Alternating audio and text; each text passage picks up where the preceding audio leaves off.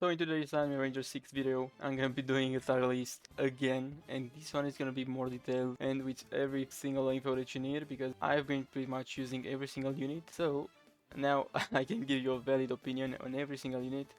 And yeah, this is gonna contain more units than the last one, and I'm gonna try to not be biased, so enjoy. Here is the tier list. This one is gonna be different.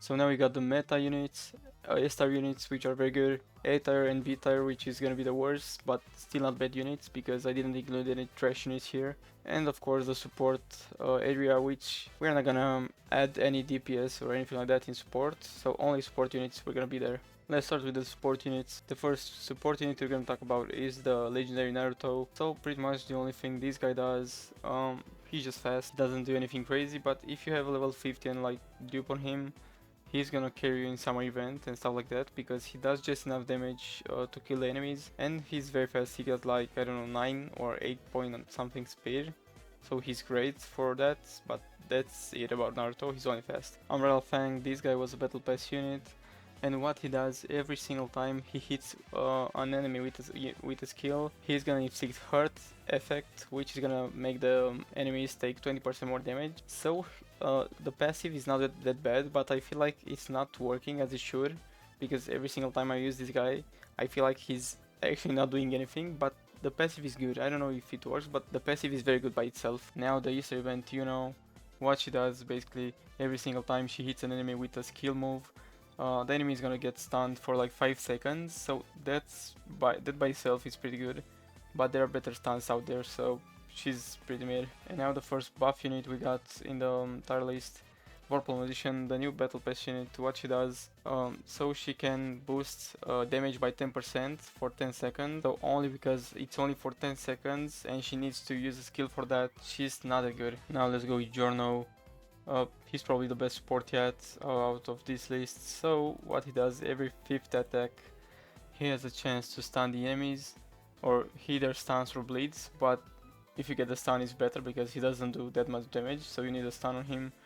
But if you get Capitalist on this guy or Dupe, he's gonna be pretty good because he's just gonna stun the enemies again and again, so they're not even gonna move. Next we got Pucci, who's the best support yet. So what he does, he basically just buffs damage and range, and he also has a chance to attack every single unit on the field. So this guy for story or like portals, I guess, he's gonna be great. So yeah, you can use him. They made him cheaper, so now he's actually usable, so make sure if you want you can go and evo this guy, he's actually good. Now the last and best support in the game is gonna be Yuta, but I'm not gonna use her as a support because she is also like the second best DPS in the game, but just in case you're curious, she also buffs damage and stuff, so she's very good as a support as well.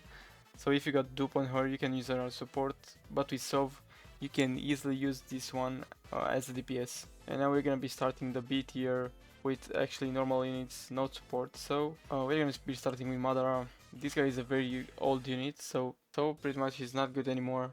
His damage is pretty low, his HP is low. The only thing he has is range, so you can maybe use him in challenges or stuff, but he's just not great, so you're not gonna be using this guy anywhere else other than story mode or challenges. And now we got Igris, of course. I know you guys told me he has a lot of HP, okay, I understand that, but I swear to god his damage is still nothing good. Okay, he's good as tank, but only that. I know he has a lot of HP, but that's about it. About Igris, he's probably better than Madara, but you can only use him as a tank, so that's his role. And you're gonna see that we have a better tank here, that it's easier to get an Igris. Okay, actually let's move Naruto to B tier because this guy is not a support, he's just fast, just the same as Otaku. And if you ask me who's better between the two, I'm gonna go with Naruto. This guy is faster and yeah, he's just better than Otaku. Even with Sovereign or Dupe, this guy is still mid, so just use Naruto, guys. And the last unit on the B tier is gonna be Black Reaper, who is just black hair Kaneki. So what he does, if he's using a skill, he's gonna take 20% more damage and the max is 40%. And when he's close to Arima, like when Arima is on the field, he gets some HP buff and damage buff, but he's still pretty bad.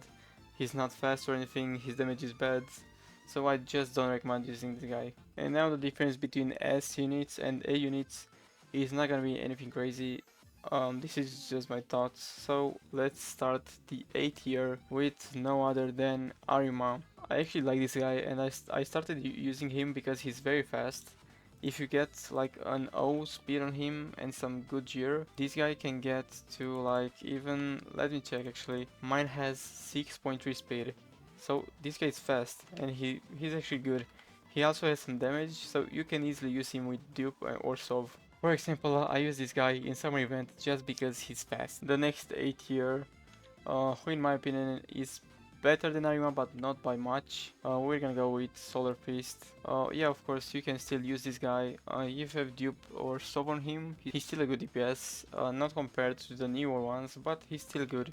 Even though he's an older unit like Madara, he's still good, and he also has an ultimate, so that's just a buff for him. Now we got Black Mask, who is just the other Kaneki we have, but not the legendary one, the evolved one, because this guy has 2 evos, and the second evo is pretty good. You can use him in story challenges, and he's still a good DPS, so actually you can use him everywhere. Like, you can, if you don't have anything else, you can use this guy as a DPS. And now the best 8R in my opinion, it's gonna be the Lord Slime. So why am I using this guy right here, right now? Well, he's only an 8 tier because there is no game mode yet that can make this guy use his full potential, because every single time he hits someone he gains 4% lifesteal on hit. So he has another passive that for every 1% healed he gains 1% damage buff, and the cap for that is at 200% damage. So if there is gonna be an infinite mode soon, this guy is gonna be crazy on there, but unless an infinite mode comes out,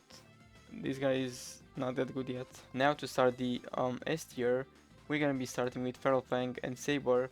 Why? Because they are both fast units and that's their main role, to be fast. So what they are gonna carry you in modes that require fast units like story, challenges, and of course the summer event. These 2 units are easily the best units in the summer event. So yeah, they are very good. I don't really care that they don't have much damage. Their point is to go fast. And now of course we're gonna introduce the best rage unit in the game, Bloodsight, the best boss killer in the game actually. This guy is just crazy, right? So if you wanna go and do like 20 seconds raids, this guy is just insane. He still has the 20% thing, so every 5 hits, every 4 hits actually, he takes 20% of the enemy's health. So he's just insane, he's doing millions of damage. Now let's go with the best tank in the game, who is gonna be Pride. This guy, when he's maxed with Sovereign, has like a million HP without his buffs. So also this guy in infinite mode is gonna go crazy. He's very good. The only reason why he's not in the meta is because some other units just have better DPS than him. But of course that doesn't mean he's bad damage wise. He's still very good at dealing damage as well. And now we're gonna be finishing the S tier with Bunny. I was gonna be biased with this one, but I have not been using her for a while because she's just not that good anymore. Of course she's great, she's the best S tier in my opinion, but she's not as good as the other units that I'm gonna be using in the meta. But yeah, of course she's gonna have a special place in my heart only because she was the first Sovereign I got. Now we're finally getting into the meta units. Yuta is already here. As I said, she's probably the second best DPS in the game. So let's just start with a Ghost right now, which is gonna be Dio. This guy is just insanely good. He does like 400k damage every, I don't know, 2 seconds or even less. And he does like 3 million damage every 4 seconds with his ability, or even less. He's a goat. He's just the best unit in the game right now. He's doing insane damage. He also has a stun ability, ultimate actually. He's just the best unit in the game by far, and he's not hard to get. And now we can't talk about meta units without saying Yuta. As much as I hate this dude because I don't have him, he still has the best ultimate in the game. He's still doing insane damage, so he's good. I hope they're gonna nerf him even more. But yeah, he's just here, and we can't do anything without this guy. Now, out of these 4, personally, I think Johnny is gonna be the 4th unit in the meta, because this guy, if you use him in boss attack on upgrade 5 with Sovereign or Dupe, he's gonna be carrying you hard. This guy is doing insane damage, so if you have him on the field for like 1 minute on his last upgrade, he's probably the best DPS in the game, without counting Dio of course. because Dio is like the Gojo Satoru of this verse, of the Anime Ranger 6 verse, so yeah. Next, the 5th unit on the meta, I'm gonna be using Seed. Why? Because he got a buff. I still feel like Johnny is better than him, DPS wise, but Sid has an ultimate, so that's why he's still here. Personally, I don't really like this unit.